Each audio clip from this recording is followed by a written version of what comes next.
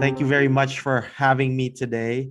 My name is Cox Tan-Ngo. I'm the president and CEO of AR Medical Technologies and the inventor of MassFit AR. MassFit AR is the very first mobile app system used for the treatment of obstructive sleep apnea. And for those of you that don't know what obstructive sleep apnea is, it's basically a condition where people actually stop breathing at night when they sleep. And this causes their oxygen levels to fall while they sleep at night. So if you can imagine what this can do to a person's health, it can actually lead to a number of health conditions, one of which is called metabolic syndrome, which is really a combination of hypertension and diabetes. It can lead to strokes, heart attacks, diabetes by itself. And because people with obstructive sleep apnea actually don't sleep well, they can lead to daytime sleepiness, and that can eventually lead to workplace and motor vehicle accidents. And believe it or not, more than 100 million people worldwide actually suffer from this problem of obstructive sleep apnea. I myself am a longtime sufferer of sleep apnea, and I was diagnosed back in 2002. And when I was diagnosed with a severe form of obstructive sleep apnea where I stopped breathing about 45 times every hour, and my oxygen levels fell to as low as 70% during the night. And that led me to start to have early development of high blood pressure and diabetes even at an early age. So the treatment of choice, fortunately, I've been successfully treated. And the treatment of choice for obstructive sleep apnea is what's called CPAP therapy, or continuous positive airway pressure therapy. In order to deliver this therapy, a person is required to wear a mask and to sleep at night. And when they wear this mask, it allows the machine to deliver a certain amount of pressure to the upper airway and splints that airway open so that it prevents the collapse and prevents you from stopping breathing.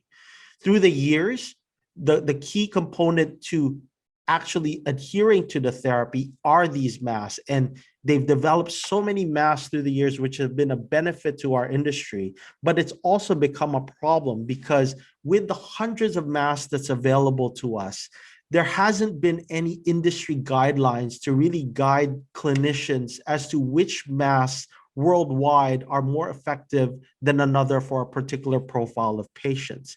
And in fact, in the 40 years that this technology has been around, they haven't even narrowed down what small, medium, and large is. So if you can imagine, if you go to a shoe store and you wanted to find the right shoe for yourself and you're a size 10, you would go to the section that says size 10, and you'd likely find the right shoe that would fit you. But in the sleep apnea industry, with regards to these masks, we don't have that. Small, medium, and large doesn't really mean anything in our industry, and it's all based on the template or the way the mask is designed. And as a result, it causes a lot of confusion. If you have an experienced clinician, it's a lot easier to find the right mask, but still most clinicians may not have that wealth of experience to recognize all the different masks in the marketplace. And they're often driven by the inventory that's allocated to them, or maybe promotions that are provided to them by representatives. And this leads to poor fitting of masks for individuals. And when you have a poor fitting mask, just like a poor fitting shoe, you can't run a marathon with it. It's going to make your feet hurt. Well, if you have a poor fitting mask, you're not going to want to wear it at night. And therefore, you're going to stop your CPAP therapy and you leave your obstructive sleep apnea untreated. The most recent studies that have come out actually show that of the thousands of masks that are fitted every single day, about 30% of these masks are discarded and put to waste just because of poor fitting. So you can imagine how much wastage it creates to our environment, but even financially, how it impacts many of the companies that provide these masks to patients worldwide. Our addressable market, the global sleep apnea market, is expected to grow to around $9.2 billion by 2024. And between 2020 and 2024, the compounding annual growth rate was about 7.94%. If we narrowed that market down to just look at the sleep apnea interface, or the masks that we're actually dealing with, it represents about $1.5 billion. And in 2021 alone, the compounding annual growth rate was around 10.2%. The world market is dominated by the US and the European market. And as you can see in the pie chart here, 11.3% is only allocated to the Asian market. But it's a huge disconnect because the Asian market and the Asian anatomy is actually more highly predisposed to having sleep apnea than the Caucasian market. In North America, 28% of the adult population is estimated to have obstructive sleep apnea. But in Asia, based on anatomy, it could be upwards of around 50%. So why do you think the market is so small? The reason why it's so small is that the sleep apnea marketplace in Asia is relatively young, and there's less experienced clinicians, less experienced providers that would have a solution to provide treatment for obstructive sleep apnea. And I truly believe that with the right tools such as MassFit AR to educate and use as a platform for providing adequate care to patients, this is a loss leader, and it could probably grow anywhere between 30 to 50% of the marketplace worldwide. The different providers worldwide are dominated by Philips, Respironics, and ResMed, as you can see in the chart, but there's not a lot of providers out there based on the distribution of the different providers worldwide. So now comes to MassFit AR. MassFit AR is a mobile app system that can be utilized with things that you already have in your disposal, your mobile phones. And this is where it's so unique because we have the power to provide you the care that you need through phones that you already have or a tablet that you already have. But our technology is not a measuring tool. It's a platform. It's a data acquisition platform that starts with scanning the face using a patent-pending sub-millimeter, highly accurate scanning system through point cloud data. And we combine that information to a measurement, a matrix of demographic data, clinical data, and we start to utilize that technology and combine it so that we can find the appropriate mask for each individual. Even the satisfaction of patients towards the different masks that are available in the market is accounted for, because it's important to not just take clinical data, but actual real life data from patients who use this technology every day and take that information and put it into the algorithm that's proprietary that we have. And it's also patent pending to match the right mask to the right profile of any individual. Privacy and security is very important to us. And for that reason, we actually do not take pictures of a face. We do not transmit any images of a face through our database. It's all metadata that's encrypted. It's HIPAA compliant. And so all the data is secure, and there's no, the risk of breach of this data, especially because we are dealing with highly sensitive medical data, is very minimal to none. We are also creating this because it truly allows what is currently unavailable to the marketplace, a platform for telemedicine, because through this initiative, we can now create a true contactless fitting mechanism, again, easily deployed to the various app stores without anything more than the apps or the phones that you already have in your hands currently.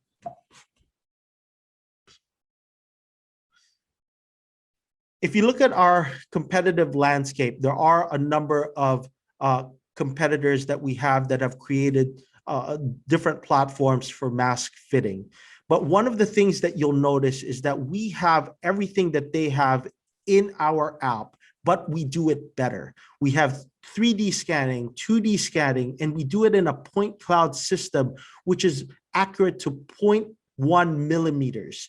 And we do it faster. We scan faces within 4 seconds, which is crucial. And the reason why we're able to do that is because we're doing it locally on the device. We're not transmitting the data to process the data. We're doing it locally in device for security reasons. And we're able to extract facial features, facial measurements, And we're the only ones that can actually measure nostrils. And the reason why that's important is that certain masks only fit around the nostrils, but because the nostrils are so small, we measure in a submillimeter mechanism, we're able to measure those nostrils. And this is a proprietary technology that we have that's patent pending. We're hoping to distribute, we're able to distribute this technology to both institutions and consumers alike. And again, you don't need any proprietary technology. We can distribute it straight to your app, to your apps on your phone through the App Store, and we're able to deploy all masks from all manufacturers worldwide. When we do this, we can actually deploy it through the app stores very easily, but we also can educate institutional partners that we have. Aside from the ones that we already have committed in US and Canada, we are also having adding more commitments from the UK, the Philippines, Hong Kong, Mexico, and South America, because the people that we're working with are the leaders in their field in their various regions. And for example, in Mexico, the people that we're dealing with is basically the Mexican Academy of Sleep Medicine, where they hope to deploy this in the 6 of the largest sleep labs that control 90% of all patients in Mexico, so that they can create an environment by which they can acquire data, collect data, and provide the best care for their patients for mass selection through this platform. Because we are a data acquisition platform, we're not a measuring tool, it gives greater utility to our product, much more than just an app that measures the size of a nose or size of a mouth. We do this, we're going to be deploying this with a low-cost adoption rate. And the reason why we do it in that fashion is we want to remove all barriers to entry, because our goal for our technology is that we want to be an industry standard. We're not here to be a little widget that people just use for fun. It's going to be the new industry standard, because there's really nothing like it in our industry today. And the reason why we're able to do this is that and move so quickly is that we actually are a pre-COVID company. Unlike our competitors that actually developed their product as a response to COVID, we've been in business doing this, researching this since 2013. And so the technology and the ecosystem that we've created is a well thought of system that incorporates in mind patients, users, which are the clinicians, institutions, and we combine that to a system that is cross-platform through iOS, Android, and web-based. And we have dashboards within our web-based platform so that you can aggregate data, you can query data, and appropriate the right mask for every individual, and deploy information to all your patients or all the patients that are under the platform. Unlike many things that are out there that seem to be a medical device, we're not considered a medical device or software, so we have no regulatory concerns when we deploy this worldwide to our consumers and institutions. So our business model is based on 2 platforms. We have the institution and the consumer model. The institution model is based on an annual service and maintenance fee dependent on the size of the institution. And we add on top of that a monthly subscription based on the numbers of users in those institutions. The largest revenue stream is going to come from a $5 transaction fee that's collected when a patient orders a mask using the app to the fulfilling center, which is the institutions or the service providers to them. And most patients will replenish their mask every 6 months. So we can estimate roughly around $10 per patient per year that we can collect.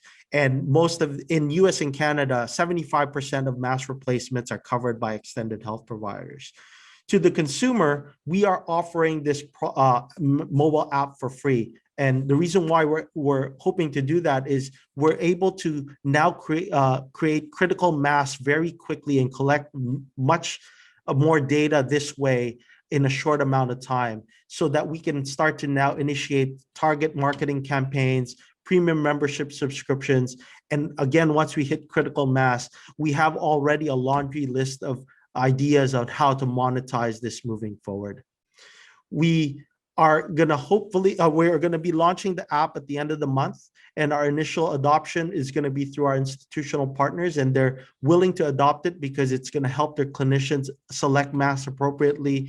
It enables them to instantly have contactless fitting for in-person and telehealth consults. It eliminates mask fitting requirements and fitting masks.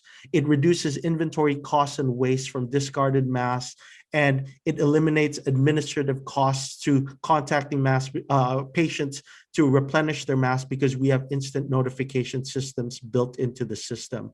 And then we'll deploy it to our consumers directly through the app stores as well by the end of the month.